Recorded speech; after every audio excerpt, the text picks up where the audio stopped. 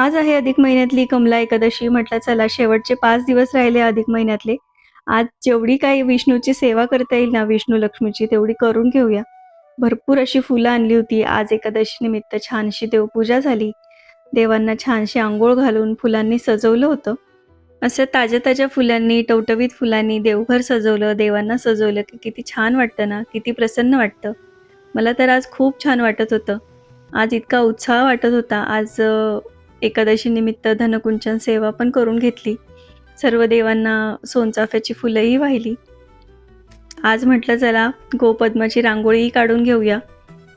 छापा पण आणलेला आहे, पण म्हटलं चला एक दिवस आज हाताने काढूयात. तर अशा पद्धतीने रांगोळीही काढली आहे. कशी आली नक्की सांगा मैत्रिणींनो. आज पांडुरंगाची अशी छानशी पूजा झाली. अधिक महिन्याचे शेवटचे 5 दिवस उरलेत. म्हटलं चला जेवढं होता येईल ना तेवढं सगळं करूया आज.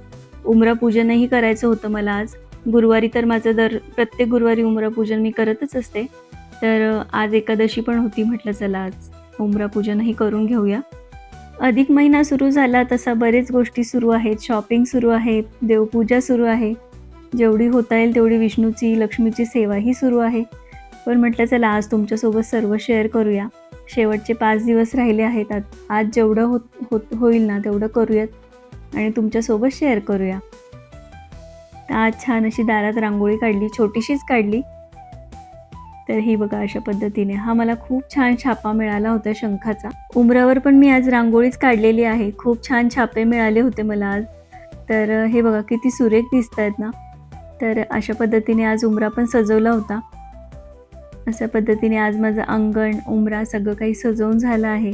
आज ना मार्केटमध्ये मला इतकी गोड जांभळं मिळाली ना, तर वर्षातली पहिली जांभळं आज मी दिवसभर जांभळंच खातीये. इतकी गोड आणि अशी टवटवीत होती ना. या तुम्ही ही जांभळं खायला. आज दुपारी थोडा आराम केला. नंतर आज मला दीपदान पण करायचं होतं. आज एकादशी होती. म्हटलं आजच्या दिवशी आहे ना एक दीपदान पण करून टाकू.